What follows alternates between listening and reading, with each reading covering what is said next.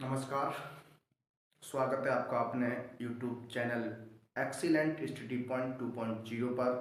मैं कुलदीप सक्सेना आपके लिए फर्स्ट मॉडल पेपर के OMR क्वेश्चंस जो 20 क्वेश्चंस हैं उन्हें आज सॉल्व कराने वाला हूं। देखेंगे उन प्रश्नों के हलों को, क्या होने वाले हैं हल। यदि आप हमारे चैनल पर फर्स्ट टाइम विजिट कर रहे हैं तो चैनल को सब्सक्राइब कर लीजिए और वीडियो अगर पसंद आता है तो वीडियो को लाइक कीजिए और हमें कमेंट के माध्यम से अपना फीडबैक अवश्य दीजिए। देखिए, हमने यूपी बोर्ड एग्ज़ाम 2024 को देखते हुए जो प्रस्तावित है आपका पेपर 27 फरवरी को होने वाला है, तो हमने कुछ मॉडल पेपर्स रखे हैं।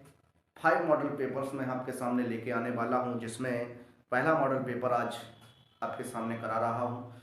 इस मॉडल पेपर के जो OMR क्वेश्चन हैं, 20 क्वेश्चंस जो हैं वो मैं आपके सामने लेके आया हूं। तो आप आइए देखते हैं अपने इन प्रश्नों के जवाब क्या होने वाले हैं। तो शुरू करते हैं अपने प्रश्नों को। देखिए, लिखा हुआ है, पहला प्रश्न है आपका, शांत दशमलव संख्या में व्यक्त हो सकने वाली संख्या है। यानी इन संख्याओं में कौन सी ऐसी संख्या है जिसका दशमलव प्रसार शांत है, जिसका दशमलव प्रसार शांत है। तो आपको वही चेक करना है। देखिए, शांत दशमलव निरूपित कोई संख्या कब करती है? शांत दशमलव निरूपित जब करती है कोई संख्या जब अंश में हर का पूरा पूरा भाग चला जाए, पूरी पूरी संख्या कट जानी चाहिए। अगर ऐसा होता है तो हम कहते हैं कि दी गई संख्या आपकी शांत दशमलव संख्या है। तो आइए प्रश्न का जवाब देते हुए इसको सॉल्व करने का प्रयास करते हैं। पहला प्रश्न आपके सामने है। देखिए, क्वेश्चंस इधर लिखे हुए हैं, हम आपके सामने आंसर इधर आपके सामने डिस्कस करने वाले हैं। ऑप्शन नंबर फर्स्ट अगर देखेंगे तो देखिए, ऑप्शन नंबर फर्स्ट की बात करने वाले हैं। यहाँ देखो लिखा हुआ है 17/210। फैक्टर करेंगे 210 के तो आ जाएगा आपका 2 गुणा 5 गुणा 7 गुणा 3। ये इस तरीके से फैक्टर बनने वाले हैं। देखिए, 7 3 21 और 5 दूनी 10, 210 हो जाएगा। देखिए, किसी भी संख्या की जो आपकी परमेय संख्या है, रेशनल नंबर है, यदि हर के गुणनखंड किए जाएं और हर के गुणनखंड में 2 और 5, जैसे यहाँ 2 और 5 तो आ रहा है, लेकिन उसके बाद ये 2 नंबर और हैं जो इसमें पार्टिसिपेट कर रहे हैं। अगर ऐसा है तो हम कह सकते हैं कि ये संख्या जो है वो आपकी अशांत दशमलव कहलाएगी। शांत दशमलव होने के लिए जरूरी है कि हर के गुणनखंड आपके 2 या तो सभी के सभी 2 में होने चाहिए, या सभी के सभी 5 में होने चाहिए, या हम यूं कहें 2 और 5 को मिलाकर होना चाहिए। लेकिन यहाँ क्या है, इसमें गुणनखंड 3 और 7 आ गया, इसलिए हम कह सकते हैं कि संख्या जो है वो आपकी अशांत दशमलव निरूपित करेगी। क्या करने वाली है? अशांत दशमलव। वैसे ही करके आप ऑप्शन बी की बात करेंगे तो ऑप्शन बी क्या है? 129/2 पे घात 2 गुणा 5 घात 7 गुणा 7 घात 5। देखिए, यहां तक तो सही है, लेकिन यहाँ क्या आ गया? 7 पे घात 5 आ गया, इसलिए ये भी आपका क्या होने वाला है? अशांत दशमलव कहलाएगा। क्या कहलाएगा? अशांत दशमलव कहलाएगा।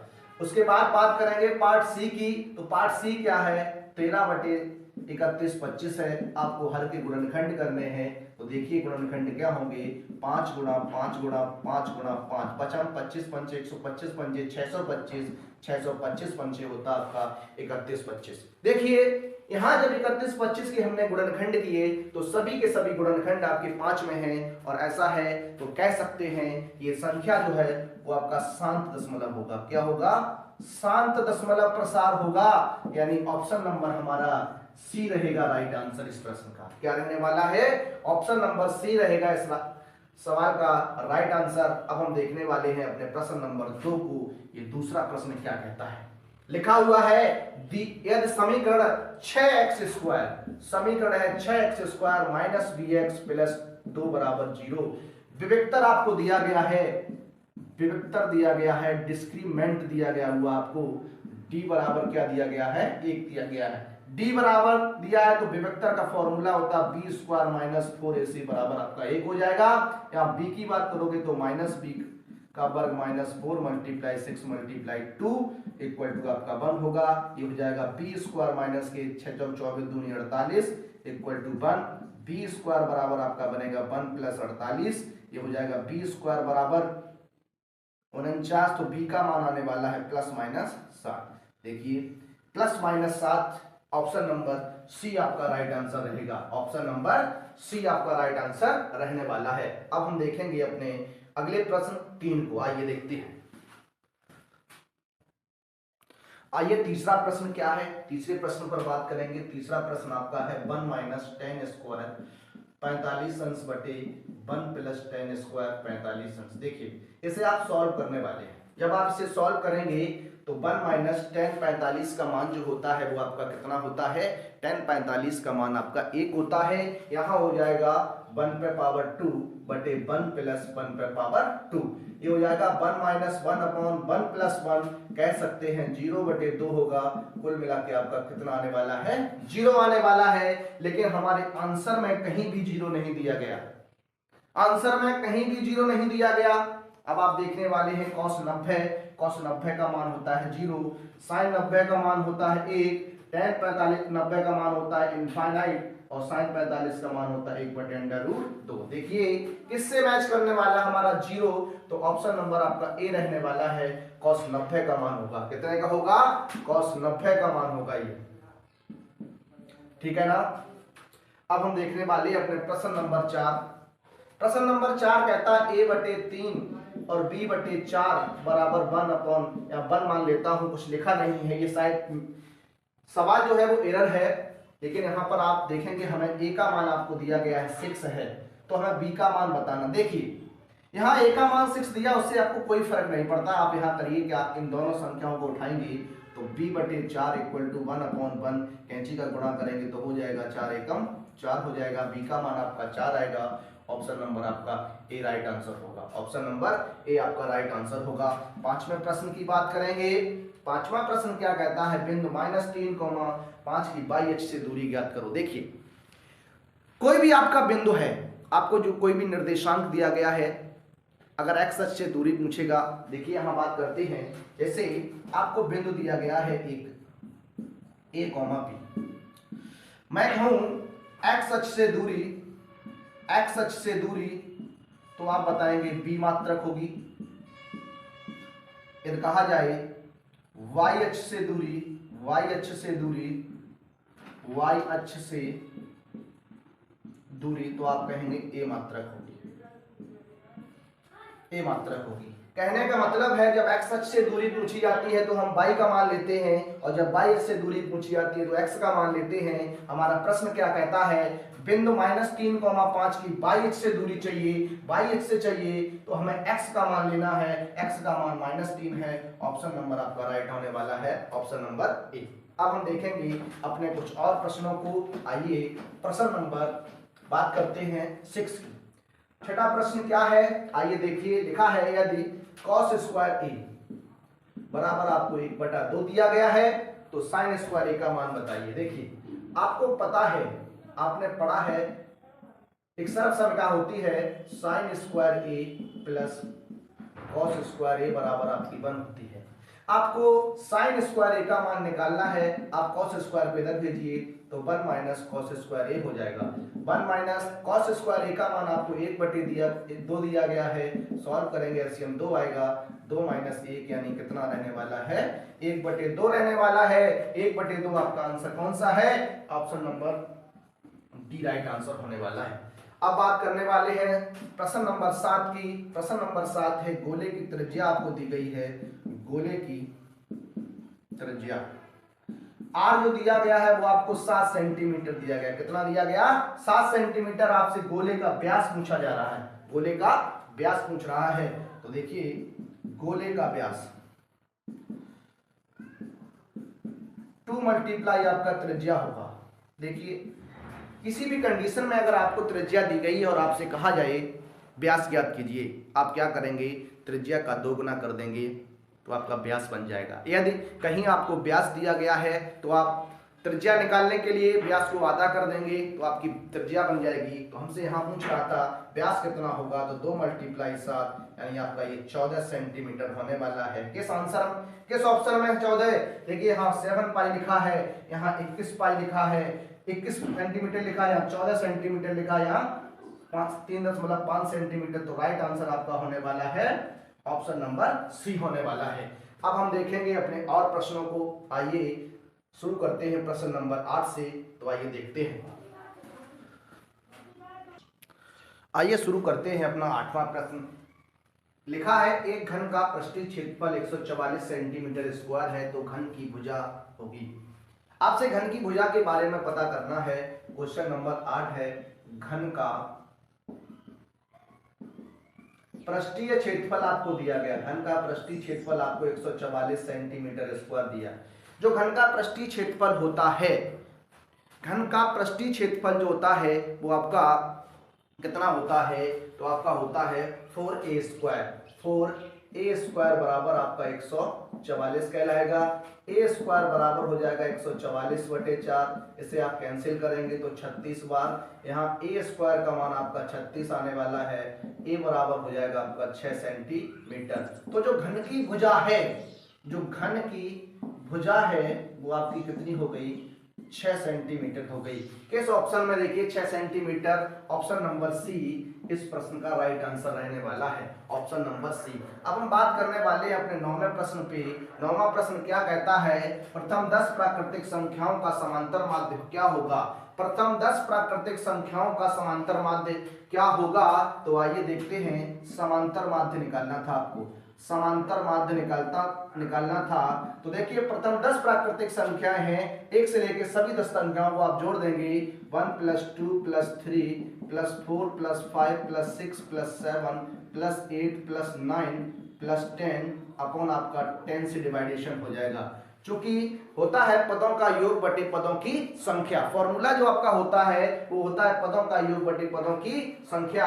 जब आप सभी संख्याओं को यहाँ ऐड करेंगे तो आपका आने वाला है 55, और 55 में जब आप 10 का भाग करेंगे तो आपका आएगा 5.5। सवाल का राइट आंसर होगा ऑप्शन नंबर सी कहलाएगा इस सवाल का right answer. Option number C कहलाएगा इस प्रश्न का राइट आंसर। 10वां प्रश्न है, सभी वर्ग कैसे होते हैं। सभी वर्ग कैसे होते हैं, तो सभी वर्ग जो होते हैं वो आपके समरूप होते हैं, सर्वांगसम होते हैं, समान होते हैं, या नन ऑफ दीज, इनमें से कोई नहीं। देखिए सभी वर्ग जो हैं समरूप कैसे होंगे। देखिए समरूप का मतलब ये होता है उन्हें एक जैसे दिखना चाहिए। समरूप का मतलब ये होता है सिर्फ चित्र जो होते हैं वो एक जैसे दिखने चाहिए, तो हम कहते हैं वो समरूप होंगे। क्योंकि प्रत्येक वर्ग जो होता है उसका 90 डिग्री कोण बनेगा। प्रत्येक वर्ग, कोई सा भी वर्ग हो, उसका प्रत्येक कोण 90 अंश का होता है। लेकिन हम कह सकते हैं कि उसकी भुजाएं हो सकती हैं वो अलग अलग हो सकती हैं। किसी की 5 सेंटीमीटर भुजा का वर्ग हो सकता है, 10 सेंटीमीटर भुजा का वर्ग हो सकता है, 20 सेंटीमीटर भुजा का वर्ग हो सकता है, लेकिन एंगल हमेशा बराबर रहेगा। तो हम कह सकते हैं जो सभी वर्ग होते हैं वो आपके समरूप होते हैं। क्या होते हैं, समरूप होते हैं। सर्वांगसम का मतलब ये होता है कि वो एक जैसे होने चाहिए। जैसे एक कोई 5 सेंटीमीटर वर्ग है इस तरीके का, और ये आपका ये 5 सेंटीमीटर 6 सेंटीमीटर का है, ये मैं 7 सेंटीमीटर का बात करूं, समरूप तो होगा। समरूप तो होगा। समरूप क्यों होगा, क्योंकि इनकी जो समानुपातिक भुजाएं होंगी उनमें एक अनुपात होगा, बराबर कहलाएगा। कोण भी आपका क्या है, बराबर है। लेकिन सर्वांगसम में अगर इस चित्र को उठाकर इसमें रख दें तो इसे पूरा पूरा ढक लेना चाहिए। सर्वांगसम का मतलब ये होता है, तो यहाँ सर्वांगसम नहीं होगा, ये आपका कहलाने वाला है कैसा, समरूप होने वाला है। कैसा होने वाला है, समरूप होने वाला है। बात कर रहे हैं हम सवाल नंबर 11 की। लिखा है समीकरण दिया गया आपको 3x + 2y = 10, और लिखा है y का मान जो है वो आपका कितना है, 5 है। तो हमें x का मान चाहिए, तो यहाँ आप रखेंगे तो 3x + 2 × 5 = हो जाएगा 10। तो 3x + 10 बराबर हो जाएगा 10, यानी 3x = हो जाएगा 10 - 10। तो क्या बनेगा, 3x बराबर आपका 0, x बराबर 0/3, तो x का मान आने वाला है 0। देखिए किस ऑप्शन में है, तो इसका ऑप्शन नंबर सी जो होगा वो आपका राइट होने वाला है। तो अब हम देखेंगे अपने प्रश्न नंबर 12 को, आइए देखते हैं।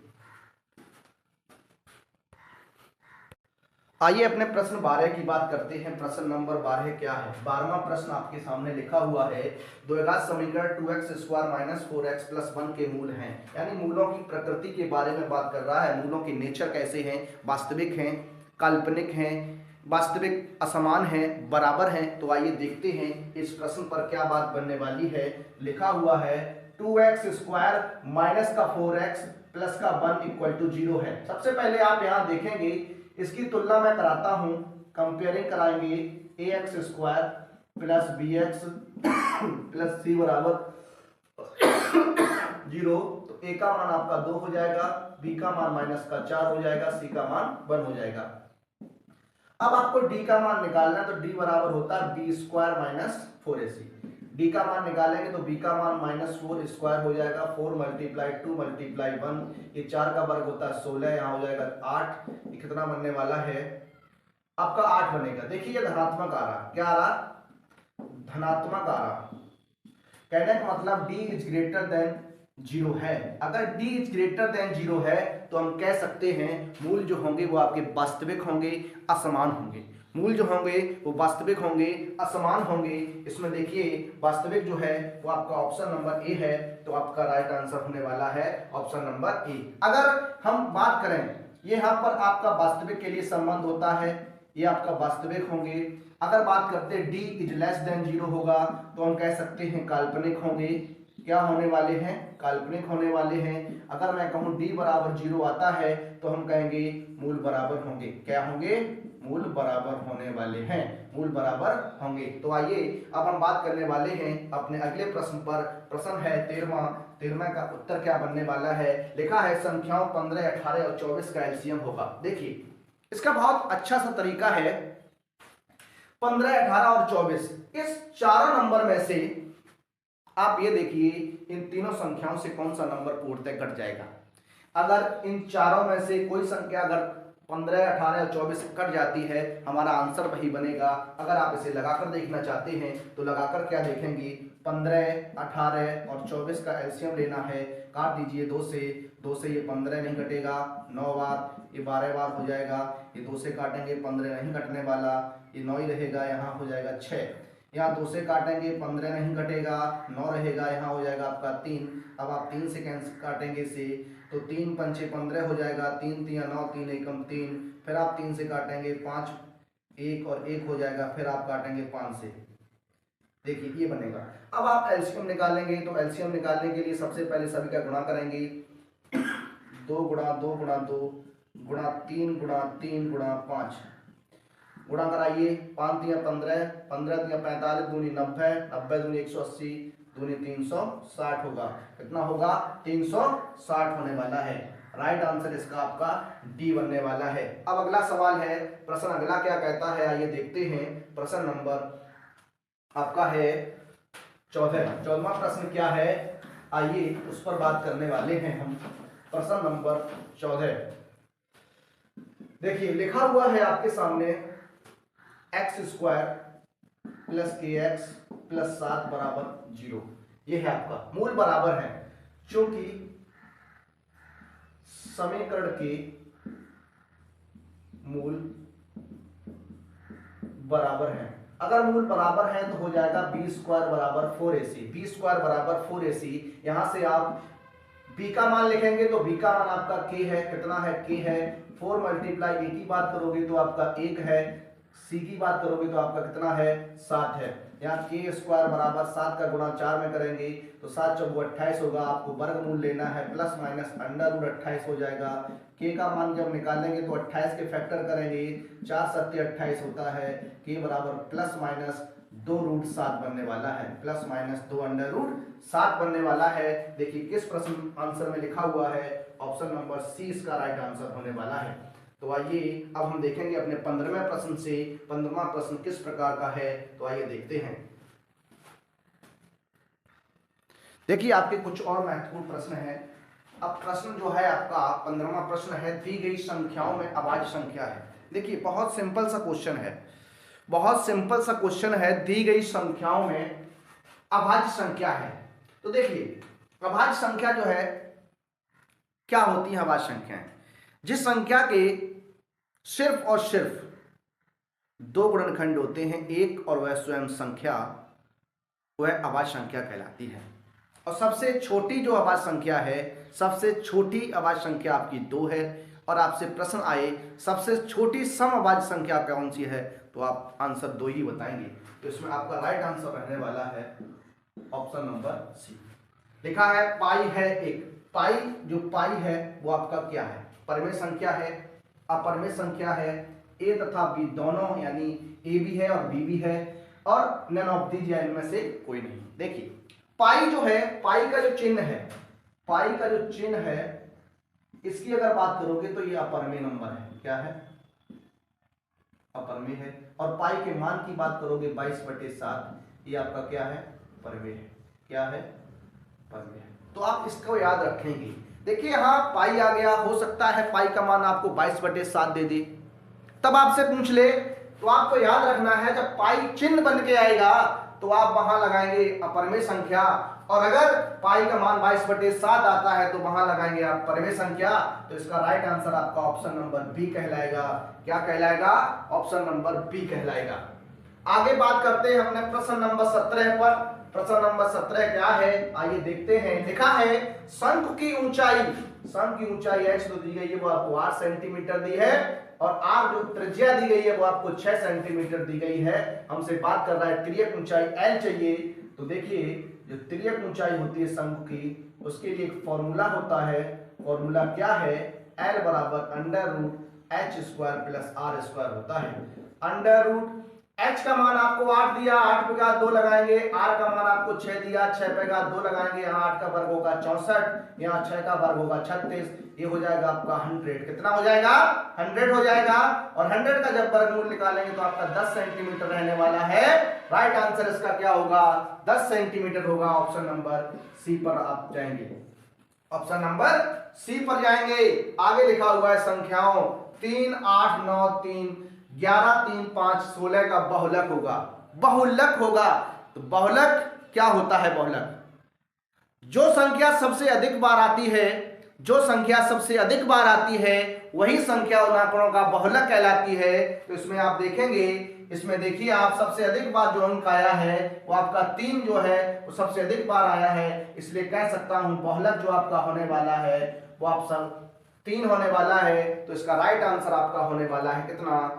डी ऑप्शन इसका सही होगा। अब हम बात करने वाले हैं अपने प्रश्न नंबर 19 पर। 19 प्रश्न क्या कहता है? लिखा है बिंदुओं इतने इतने के बीच की दूरी ज्ञात कीजिए। आपको 2 बिंदु दिए गए हैं, एक बिंदु आपको -1,3 दिया है और आपको दूसरा बिंदु 5,2 दिया है।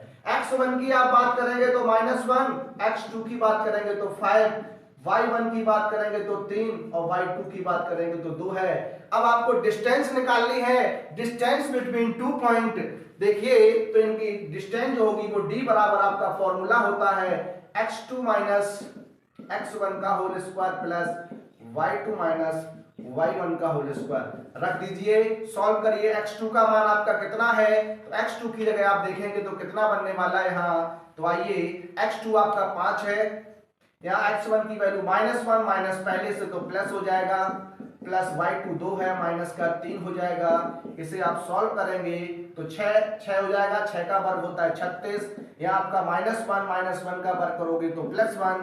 आंसर रहने वाला है √37 मात्रक। ये आपका रहेगा आंसर। ऑप्शन नंबर बी को लॉक किया जाए। अब हम देखने वाले हैं अपने ऑप्शन वाले पार्ट का अंतिम क्वेश्चन, और क्वेश्चन नंबर 20 है। तो आइए देखते हैं इस प्रश्न को। आइए 20वें प्रश्न की बात करते हैं। 20वां प्रश्न आपको दिया गया है, इसमें दिया tan थीटा बराबर 2ab/a² और -b² है, ये आपको दिया गया। और आपसे बात करनी है cos थीटा का मान क्या होगा। cos थीटा का मान क्या होने वाला है? तो देखिए इस प्रश्न को आप लगाएंगे तो आप पाइथागोरस का भी इस्तेमाल कर सकते हैं, नहीं तो आप सर्वसमता का इस्तेमाल कर सकते हैं। तो आइए हम इस प्रश्न को पाइथागोरस से ही लगाते हैं। देखिए इस प्रकार से आप एक चित्र बनाएंगे, राइट एंगल ट्रायंगल है ये ए बी और सी, यहाँ थीटा लेंगे और यहाँ लंब, देखिए tan में जो होता है वो लंब बटे आधार होता है, लंब आपका 2ab रहेगा, आधार a square minus b square रहेगा। सबसे पहले आप कर्ण निकालेंगे, तो कर्ण स्क्वायर बराबर होता है लंब स्क्वायर प्लस आधार स्क्वायर, लंब कितना आपका 2ab पे घात 2 होगा plus a square minus b square का होल स्क्वायर। सॉल्व करिए, यहाँ पर हो जाएगा 4a स्क्वायर b स्क्वायर, यहाँ होल स्क्वायर खोलेंगे तो a पर घात 4 प्लस b पर घात 4 माइनस के 2a square b square, a पर घात 4 प्लस b पर घात 4, 4a स्क्वायर b स्क्वायर में से 2a स्क्वायर b स्क्वायर घटाओगे तो 2a स्क्वायर b स्क्वायर बचेगा। ये फॉर्मूला बन जाएगा आपका a square plus b square का होल स्क्वायर। देखिए k स्क्वायर बराबर इतना, k की बात करोगे तो आपका a square plus b square बनने वाला है। बनेगा या नहीं? यस बनेगा। अब हम देखने वाले हैं, हमसे पूछा था cos थीटा बराबर आप जानते हैं होता आधार बटे कर्ण होता है, कर्ण आपने निकाल लिया a square plus b square, आधार आपका कितना है, आधार आपका है a square minus b square बटे a square plus b square. ये आपका रहेगा आंसर। तो देखिए किस ऑप्शन में ये आंसर है, तो ऑप्शन नंबर बात करते हैं सी ऑप्शन की, तो यहाँ पर ऑप्शन नंबर आपका सी रहने वाला है। तो देखिए हमने आज आपको अपने मॉडल पेपर फर्स्ट से 20 क्वेश्चंस जो OMR के थे वो हमने आपको करा दिए हैं। अब हम आगे देखेंगे अपने अगले वीडियो में अपने मॉडल पेपर के जो लिखित वाले क्वेश्चंस हैं, खंड बा से हम स्टार्ट करेंगे। तो इस प्रश्नों को आप देखिएगा, आप लोग तैयारी अपनी जारी रखिएगा। हमें 100% अपने नंबर लाने हैं, हम आपकी तैयारी को 4 चांद लगाने का काम करेंगे। हम अपने प्रश्नों को इसी तरह से लेके आते रहेंगे आपके लिए। आप लोग अपनी तैयारी को बेहतर रखिए। मिलेंगे अपने अगले वीडियो में, तब तक सभी विद्यार्थियों को थैंक यू।